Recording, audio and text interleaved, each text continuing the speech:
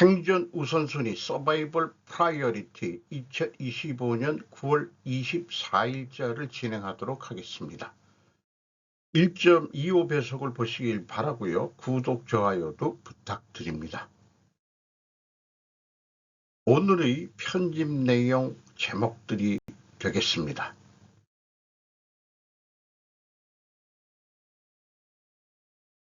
한일은 압박하고 중로는 우대, 트럼프식 동맹의 상호파, 디브리핑. 정목희 기자가 헤럴드 경제에서 9월 20일 날 보도한 내용을 가져왔습니다. 시진핑과 에이펙서 만나고 중관세 유예는 계속 연장. 저도 이런 거를 한번 의구심을 가져본 적이 있죠. 중국과 밀착, 인도 모디엔 직접 전화해 친구. 러시아 제재는 미적, 우방국의 협조만 요구. 한국, 일본 이후에는 관세 폭탄, 대미 투자 위협. 휴전난항 우크라이나는 7,500만 달러 광물 투자. 안보 대신 이익, 노골적 동맹의 상호파. 동맹의 상호파라는 용어가 새로 만들어졌습니다. 트럼프, 시진핑 경주 에이펙 정상회의에서 만날 것. 내년 초엔 방중. EU, 나토 비판하면서 인도에는 친구 손짓. 트럼프, EU에 중국, 인도 100% 관세 물려 푸틴 압박하라 요구. 미국, 우크라이나 광물에 7,500만 달러 투자. 상호파된 동맹, 장기적 파장 불가피. 트럼프식 외교는 동맹국을 약자로 압박하면서도 중국, 러시아, 인도 같은 강대국을 강자로 대우하는 양면성을 띠고 있다. 전문가들은 이러한 태도가 미국의 글로벌 리더십을 약화시킬 수 있다고 경고한다. 이런 것을 읽으면서 느껴지는 것을 소리내어 제가 읽어서 이해한 것을 다시 새겨보자면 트럼프 외교를 약자와 강자로 이분법화하는 것이 바람직한지 아닌지 다시 생각해 볼 필요가 있지 않을까. 일본이 약자인가? EU가 약자인가? 그렇지도 않을 것 같은데요. 한국이 약자인가? 한국이 상대적으로는 큰 약자죠. 그래서 최태원은 한일경제 공동체 만들자고 하는 것인가? 기자가 약자로 분류한 나라들에는 모두 미군이 주둔하고 있다는 점과 강자로 분류한 나라는 미군이 주둔하고 있지 않다는 점이 다르다. 이것을 새삼 느끼게 됩니다. 그것이 트럼프 외교에 무엇을 뜻하는지 다시 곰곰이 생각해 볼 필요가 있다.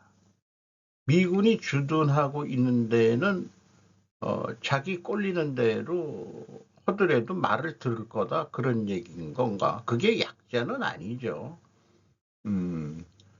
중국하고 러시아, 미군이 주둔할 리가 없는 거죠. 그러니까 유화책으로 하는 거 아니냐. 또 틀리면은 예를 들어서 한국이 미국에 반항을 한다고 그러면은 주한미군이 내치에 움직일까요? 그런 위험한 생각도 해볼 수 있는 거 아니냐. 이런 생각도 좀 해보게 됩니다. 중국 보잉 500대 구매 협상 최종 단계, 트럼프 국빈 선물 방문 선물. 김재현 기자가 머니투데이에서 9월 23일 날 보도했습니다. 한마디로 보잉 500대, 1기 때는 300대 구매를 했는데 이번에는 500대를 구매할 것으로 해서 방문 선물로 준비를 한다. 이것이 이제 핵심일 것 같습니다. 또한 중국 동영상 플랫폼 틱톡의 미국 사업 매각을 둘러싼 협상에서 지난 14일 합의안을 도출해가지고 틱톡이 이 문화라든지 이런 거에 대한 영향력이 가장 세니까 미국의 컨트롤 범위 내에 집어넣겠다 이런 얘기고요. 10월 말에 열리는 그 경주에서 열리는 에이펙 회의에서 두 사람이 일단 만날지 그런 거를 점치기도 합니다만은 정상회담은 내년에 성사될 가능성이 높다고 요렇게 그 퍼튜 대사가 얘기를 했답니다. 그러니까 에이펙에 와서는 그냥 악수 정도 하는 거로 끝나지 않겠냐 이런 얘기고 한국 이 정부가 기대하는 그런 수준까지는 아닌 것 같다. 뭔가 한국이 중재자 역할 뭐 이런 거에 은근히 기대를 하는 모양인데 그런 기대를 못하게 하려는 것도 아마 그럴 것 같아요. 한국 대통령은 자국이 트럼프의 요구를 감당할 수 없다. 리앤 앤더슨이 더 힐에서 9월 22일 날 보도했습니다. 한국의 이재명 대통령은 로이터와의 인터뷰에서 자국이 관세 철폐를 대가로 미국에 3,500억 달러를 투자하라는 트럼프 대통령의 요구를 충족시킬 여력이 없다고 이미 한번 나간 겁니다만은 더 힐에서 한 것을 다시 한번 가져와 봤습니다. 한국의 이 대통령은 미국의 투자 요구가 금융위기를 촉발할 것, 조지 스미스, 진현주, 정의정 세 기자가 로이터에서 9월 22일 날 보도한 내용이 더 상세하게 나와 있습니다. 무역 협상에 걸린 돌 하워드 루트닉 상무부 장관은 한국이 일본과 미국의 협정을 따라야 한다 이렇게 요구를 하고 있죠. 돈 내놔라. 일본은 5,500억 달러, 우리나라는 3,500억 달러. 이 씨는 거래에서 탁퇴할 것이냐는 질문에 이렇게 답했습니다. 혈맹국 간에는 최소한의 합리성을 유지할 수 있을 것이라고 믿습니다. 최소한의 합리성? 이거에 대해서도 의문이 가기 시작하죠. 도쿄가 한국의 외환보유고 4,100억 달러의 2배 이상, 3배 정도 될 겁니다. 엔화로 표시된 국제통화 그리고 미국과의 스와프 라인을 보유하고 있는데 한국에선 그런 게 없다 이런 얘기죠. 한국과 미국이 한반도에서 28,500명의 미군을 지원받아 자국 방위에 대한 한국의 기여를 늘리는 데 동의하진 않지만 미국은 안보와 무역 협상을 분리하기를 원한다라고 이 대통령은 인식을 헌대는 거죠. 북한, 중국, 러시아와의 긴장, 이것은 한국에게 매우 위험한 상황이며 우리는 고조되는 군사적 긴장에서 벗어날 출구를 찾아야 합니다. 우리는 평화로운 공존운영법을 찾아야 합니다라고 인터뷰에서 말했답니다. 이게 뒤에 한 유엔에 가선 연설의 그 취지를 지속적으로 얘기하고 있습니다. 미국에 대한 투잣돈도 주한미군의 주둔비 인상도 못 해주겠다는 저항으로 저는 들립니다. 이런 저항 정신이 이재명 대통령은 뭔 배경으로 이게 나오고 있는 것일까? 말은 외교적 수사란 건 돌리고 돌려고 했지만 못 줘. 3,500억 달러. 우리가 하는 대로 해야 돼. 국가 보증 뭐 이런 거로 하고 주둔비 그렇게 많이 못 올려줘. 또 틀리면 나가면 되는 거 아니냐 이런 배짱이 있는 건지 그렇습니다. 민주당 초유의 대법원장 청문회 강행, 사법부 독립 위협 논란, 최석진 기자가 위크리키스 한국에서 9월 23일 날 보도했습니다. 소제목만 따왔습니다.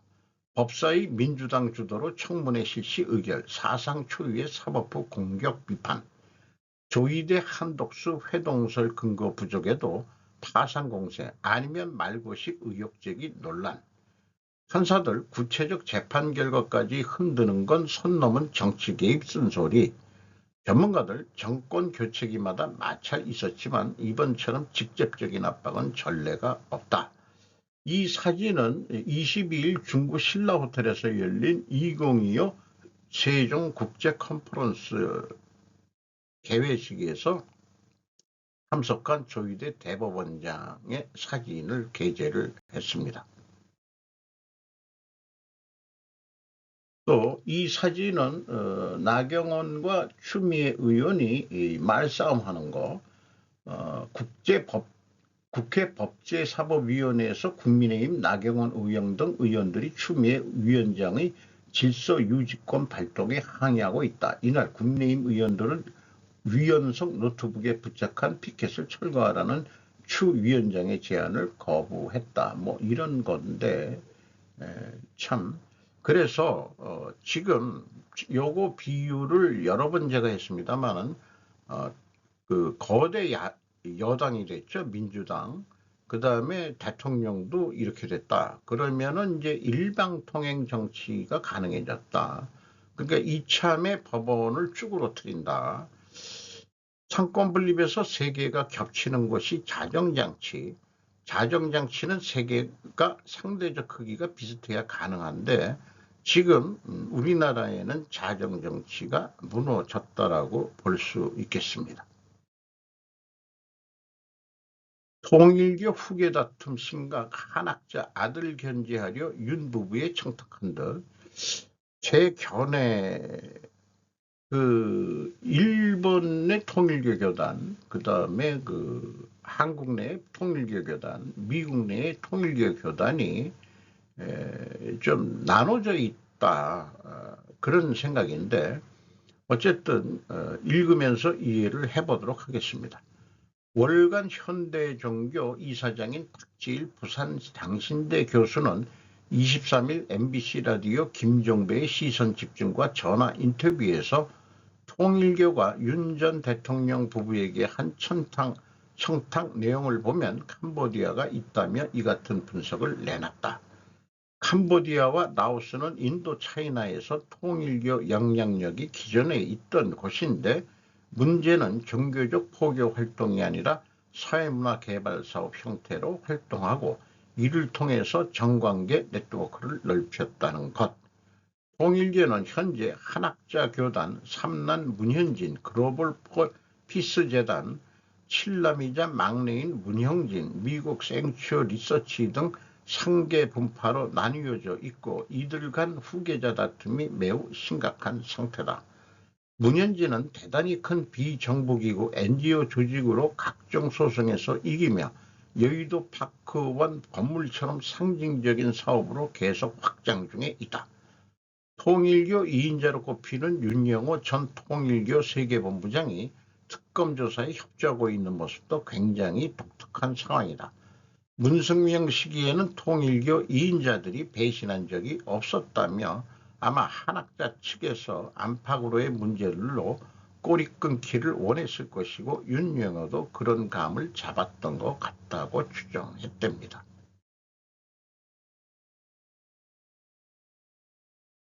첫 번째 F-47 6세대 전투기 제작 중. 조셉 트레비틱이 더 워전에서 9월 23일 날 보도했습니다. 보잉은 2028년 첫 비행을 앞두고 미 공군을 위한 최초의 F-47 6세대 스텔스 전투기 생산을 시작했습니다. 공군은 F-47의 전투 반경이 1000해리를 넘고 마하 2 이상의 속도에 도달할 수 있을 것으로 예상된다고 밝혔습니다. F-47의 예상 단가도 불분명하지만 과거 예측에 따르면 F-35 합동 타격 전투기 평균 가격의 3배에 달하거나 공개된 정보를 바탕으로 3억 달러 이상의 가격을 책정했습니다. F-47이 공군의 잠재적인 상대에 맞서 우위를 유지하기 위한 광범위한 현대화 노력의 일환을 삐라고 강조. 중국이 군비를 계속 확충한다면은 미국도 좀 더 고급의 우위를 점유하기 위한 거로도 계속 개발한다. 4세대, 5세대, 이번에 6세대 전투기들의 모양을 비교해서 소개하고 있는 내용을 가져왔네요.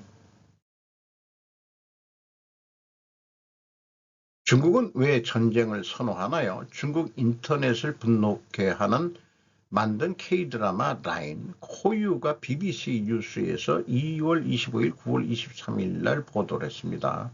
이미 제가 9월 21일 날 최혜승 기자가 조선일보에서 이틀 전에 보도를 냈는데 한 이틀 뒤에 BBC 뉴스에서 거의 동일한 내용의 뉴스를 냈습니다.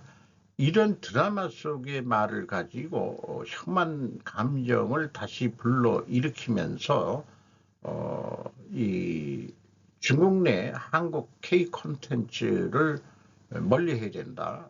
이렇게 얘기를 하고 있는 것을 소개하고 있고요. 한 웨이보 사용자는 이미 2025년인데도 여전히 K드라마를 보고 있네요. 정말 중국 애들이 촌스러워요. 라고 썼습니다.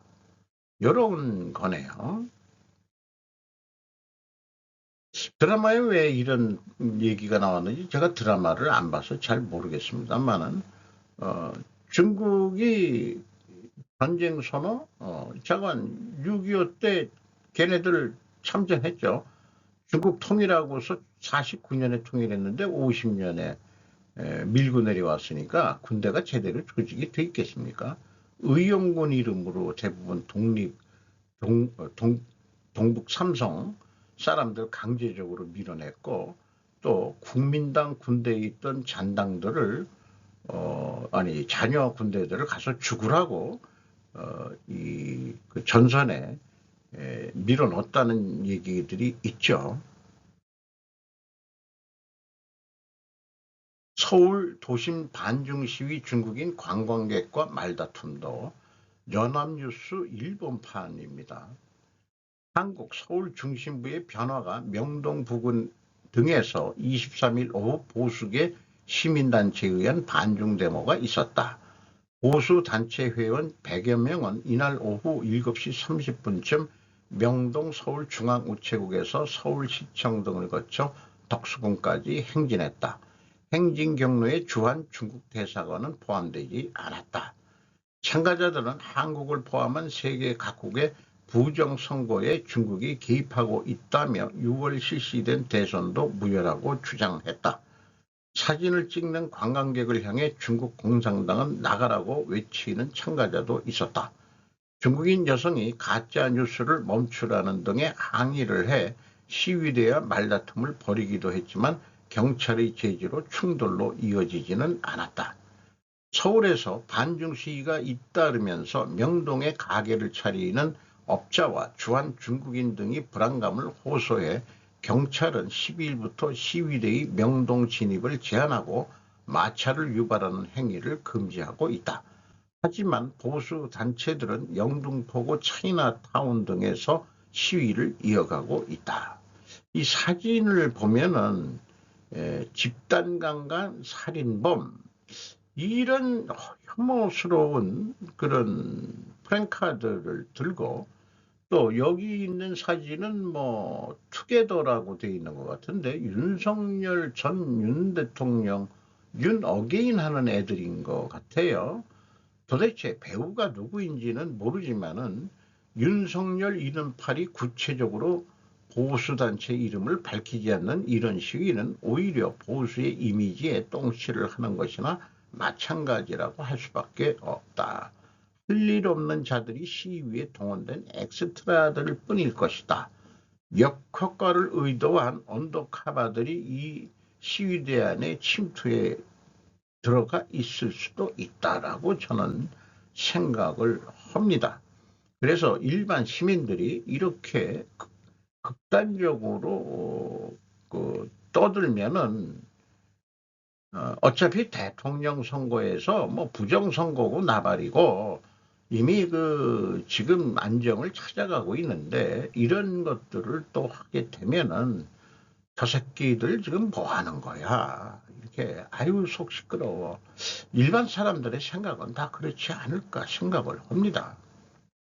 그러니까 이 전략 전술이라는 것도 신중해야 되는데 무조건 태극기 들고서 나가면은 무슨 애국하는 줄 알고 참 미쳐가는 사람들이 많은 것 같습니다. 트럼프 대통령과의 접촉 조정 이시바 유엔 총회 출발. 이시바 시게루 수상은 23일 오전 미국 뉴욕에서 개최 중인 유엔 총회에 출석하기 위해 전부 전용기로 하네다 공항을 출발했다. 퇴진을 표명한 수상에게 있어서는 다자간 외교를 마무리하는 방문이 된다. 24일 오전 현지 시간 24일 밤에 일반 토론 연설에 임해 유엔 개혁 등을 호소한다. 체류 중 트럼프 미국 대통령과 단시간 회담하는 방향으로 조율하고 있는데 될지 안 될지는 뉴스를 좀 봐야 되겠네요. 이재명 대통령은 만날지도 스케줄상 만나는 건 안 돼 있죠. 이시바도 안 만날지도 모르겠습니다. 수상은 출발에 앞서 수상 관저에서 기자단의 취재에 응했다. 트럼프 씨와의 면회에 대해 1년간 트럼프 씨와도 상당히 협력 관계를 쌓았다. 퇴임사와 함께 다음 분에게도 이를 물려주고 싶다고 의욕을 보였다. 그러니까 미국 출발 전에 기자회견하는 이시바 시게루 총리의 사진을 게재했네요. 이재명 대통령의 대일외교에서 눈에 띄는 반쪽 자리는 언제까지 계속될 것인가? 좀 호기심을 이끄는 그런 제목입니다. 사와다 가쯤이라고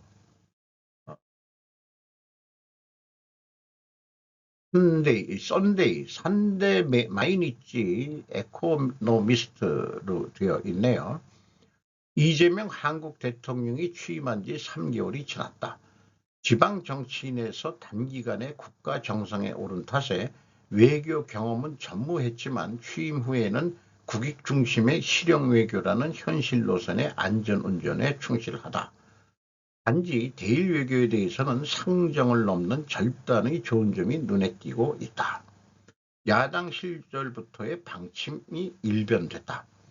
그의 주요 관심 영역은 경제, 노동 문제, 복지 분야다. 북한을 포함한 대외 정책을 얘기할 때도 경제적 관점의 접근이 많다. 더불어민주당이었던 문재인 전 대통령이 이념적 접근을 취한 것과는 대조적이다. 윤석열 정권에 대해서만 양보만 하는 굴욕의 외교라고 비난했었다. 보수파 공격의 재료로 쓰기 좋은 카드로 일본을 들고 나왔다는 인상이 강하지만 어쨌든 대일강경 이미지를 갖게 됐다. 그런 만큼 집권 이후의 현실 노선을 의외라고 받아들일 사람도 적지 않은 것 같다. 역사 인식 문제는 작은 차이, 입장이 바뀌었으니 지난 정부의 결정을 개성할 수밖에 없다는 것이다. 이어 2주 정도 뒤 이시바 시게루 총리와 캐나다에서 처음 만났을 때는 작은 차이, 의견 차이는 있지만 그런 차이를 넘어 한국과 일본이 서로 협력하고 돕는 관계로 발전해 나가기를 기대한다고 말했다. 미국이 우려하는 문제의 대부분을 정리했으니 안심해도 좋다고 응수한 것이다. 어쨌든 트럼프의 신기를 건들지 않도록 반박은 하지 않겠다는 방침이 있었다고는 하지만 상당히 그 심도 있는 그런 그 발언이었다. 이렇게 소개를 하고 있네요. 정리를 하고 있네요. 사도 가네야마 군함도 문제도 산뜻하게 대응. 상당히 본문 내용은 길지만은 이 정권의 대응은 억제적인 것으로 일관했다. 일본 측의 대응도 요구되는 이런 거에 대해서 뜨끈미지근하게 표현을 하면은 그동안에 이재명을 지지했던 세력들은 이재명이 배신 때리나 이렇게 얘기를 할지도 모르겠습니다. 일본 측의 대응도 요구되는 조현 외무상은 임명에 앞서 일본과의 과거사 문제를 매듭 짓는 것은 불가능하다. 우리가 일본에 바람을 쥐거나 강하게 촉구한다고 해서 일본이 바뀔 것 같지는 않다. 인내심을 갖고 문제를 제기해 일본이 스스로 변하도록 하는 수밖에 없다고 말했다. 지금의 일본의 역사적 인식 문제에 대한 접근을 기대해도 소용이 없다는 판단은 현실적인 것일 것이다. 그의 주된 관심은 경제 분야이며 일본과도 경제 면에서의 협력을 우선시하고 싶은 것은 당연하다. 일본이 그 기대에 잘 대응해 윈윈의 관계를 쌓아갈 수 있을지 어떨지 그것이 역사 인식 문제에서의 절단의 좋은 점을 오래 지속시키기 위해서 생각해야 할 포인트가 될 것 같다. 그래서 이런 글을 쓴 사와다 가츠미는 마이니치 신문 논설위원인데 1967년 사이타마현 출생이고 게이오 기즈쿠 대학 법학부를 졸업했고 재학 중 연세대에서 한국어를 배운다. 1991년 마이니치 신문사 입사 정치부 등을 거쳐 서울 특파원을 총 8년 반, 제네바 특파원을 4년 맡는다. 저서로 반일 한국이라는 환상, 한국 반일의 진상 이런 등의 책들을 썼다.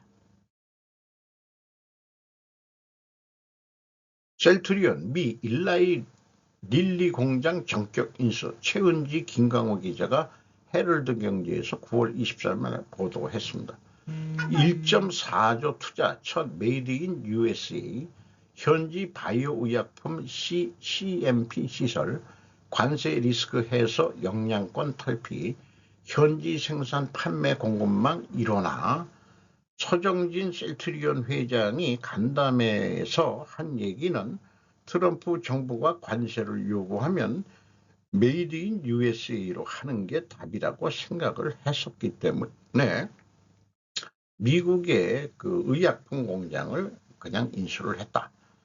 인수 주체는 셀트리온 미국 법인으로 현지 업무 효율화와 지리적 요소 등을 감안해 결정됐다. 계약에 따른 공장 인수 절차는 연말까지 종료하는 것을 목표로 양사가 협력할 방침이다. 시간 비용 큰 신규 건설 대신 효율성 선택, 완전 고용 승계로 생산 연속성과 전문성을 확보하고 릴리와 CMO 계약을 해서 강력한 성장 동력을 확보하겠다. 이렇게 뉴스가 나왔네요. 비밀 경유국 유엔 인근에서 셀룰러 서비스 철수계 마일즈 밀러가 블룸버그에서 9월 23일 날 보도를 했습니다. 미국 비밀 경호국에 따르면 연방 요원들이 뉴욕 지역에서 미국 고위 정보 관리들을 위협하는 데 사용되는 장치 네트워크를 해체하고 외국의 개입 징후를 포착했습니다. 파이의 성명에 따르면 요원들은 뉴욕시 반경 35마일 이내의 여러 위치에서 300개 이상의 심카드 서버와 10만 개 이상의 심카드를 발견했습니다. 세계 지도자들이 유엔 총회 회의를 위해 뉴욕에 모이고 있는 상황에서 어떤 공격도 뉴욕을 심각하게 방해할 수 있다는 점을 고려하여 비밀 경호국은 신속하게 조치를 취했습니다. 션 커런 비밀 경호국 국장은 성명에서 이 기기 네트워크로 인해 우리나라 통신이 중단될 가능성은 아무리 강조해도 지나치지 않습니다. 그는 이번 조사를 통해 잠재적인 악의적 행위자들에게 보호자에 대한 임박한 위협이 즉시 조사되고 추적되며 해체될 것임을 분명히 알 수 있다. 이렇게 얘기했답니다. 올해 초 알려지지 않는 행위자들이 수지 와일즈 백악관 비서실장과 마르코 루비오 국무장관을 사칭한 일련의 사건과 네트워크가 관련이 있는지는 불분명했습니다.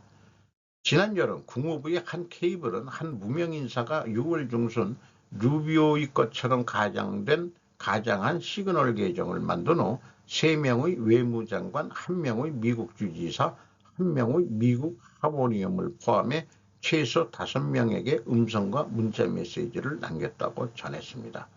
영국은 이미 심 농장을 제한하는 조치를 취했습니다.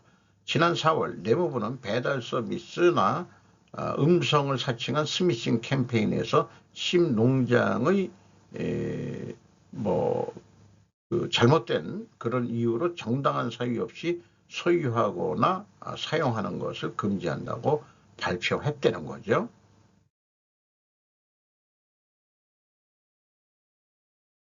트럼프는 이제 우크라이나가 나토의 도움으로 러시아에 빼앗긴 모든 영토를 되찾을 수 있다고 믿습니다. 메투리 아메르 마다니 일리아 루비코프 3명의 기자가 AP에서 9월 23일 날 보도했습니다. 유엔에서 취재한 건데 도널드 트럼프 대통령은 화요일 우크라이나가 러시아에 빼앗긴 모든 영토를 되찾을 수 있다고 믿었다고 말했는데 이는 키이우와 전쟁을 끝내기 위해 양보해야 한다는 미국 지도자의 반복적인 요구에서 극적인 변화입니다. 도널드 트럼프는 유엔 총회에서 블로드미르 젤렌스키 우크라이나 대통령을 만난 직후 소셜 미디어에 글을 올렸습니다. 젤렌스키는 회의 후 기자들에게 트럼프는 스스로 게임 체인저라고 말했습니다라고 전했습니다. 트럼프 우크라이나 전쟁에 대해 러시아를 자극하다. 푸틴과 정상회담을 하고 젤렌스키 및 유럽 동맹국들과 백악관 회의를 열면서 외교적 공세로 인해 평화 노력이 중단이 된 것으로 보입니다. 트럼프는 소셜미디어에 러시아는 진정한 군사력이 승리하는데 일주일도 채 걸리지 않는 전쟁에서 3년 반 동안 목표 없이 싸웠습니다라고 썼다. 이러면은 러시아가 사실은 완전히 먹겠다고 한다면은 일주일 만에 이길 수 있었다? 그런데 왜 질질 끌고 있는지 이것은 러시아를 구분하는 것이 아닙니다. 사실 그것은 그들을 종이 호랑이처럼 보이게 만들고 있습니다. 유럽 지도자들과 트럼프의 일부 공화당 동맹국들을 포함한 미국 의원들은 대통령에게 러시아에 대한 더 강력한 제재를 강화할 것을 촉구했습니다. 그러나 그는 유럽이 푸틴의 전쟁기계에 연료를 공급하는 엔진인 러시아산 석유 구매를 중단하고 강화할 것을 거듭 촉구했습니다. 이런 뉴스를 좀 논리적으로 좀 생각을 해보면은 충분 조건으로 좀 다시 그려봤는데요. 만약에 나토가 우크라이나를 더 지원한다면 그러면은 러시아 우크라이나 전쟁은 장기화될 것이다. 왜냐하면은 미국 석유를 EU에 계속 팔아먹어야 되기 때문이다. 이것이 근본원이라면은 러시아는 중국의 저가 판매, 인도까지 포함해서 국제 유가는 저가로 계속 유지가 될 것이다. 중동도 힘을 못 쓰게 되겠죠. 자, 그러면은 우크라이나 전쟁을 장기전으로 소모전으로 가야 될 충분한 이유는 미국 측에 있다. 처음에 트럼프는 전쟁을 끝내겠다고 했지만은 지금 바뀐 거죠. 그런데 직접 미국이 가진 않습니다. 나토 보고서 그동안에 나토가 뭐하고 있냐. 국방비도 안 쓰고 니들이 좀 우크라이나 지켜. 그러면서 장기 소모전으로 미국과 러시아가 사실 아닌데 저만 그렇게 유도하는 것 같습니다. 또 뒤에 있는 내용을 요 앞에다가 지금 제가 했는데 이재명 대통령이 유엔 가서 한 연설에 를 논리적으로 좀 미리 써보겠습니다. 한국의 END 이니셔티브가 작동한다면 그러면 한반도 냉전은 종식이 될 것이다. 왜냐하면 상대 체제를 존중하기 때문이다. 상대 체제를 존중한다면 그것이 냉전을 종식한다면 중국한테도 적용이 돼야 되는데 그러면은 미중의 냉전이 종식이 된다? 그러면은 그게 아닐 것 같으면은 이 상대 체제 존중이란 것은 진짜 원인은 아니다. 이렇게 보는 거죠. 왜 그러냐? 미국도 CCP 체제를 지금 존중하냐? 중국 공산당 체제를 존중하지는 않죠. 이권으로 인해 가지고 지금 자꾸 그 관세를 유예시키고 하고 있는데 참 뭔가 보여드리겠다뇨 하고서 2주일치로 제가 비유를 한번 했는데 뭔가 근본적인 이유가 있다. 결국은 뭔가 미국의 이득이 되는 방향으로만 지금 군산업체들의 이익을 위해서 지금 대변하고 움직이고 있는 거 아니냐.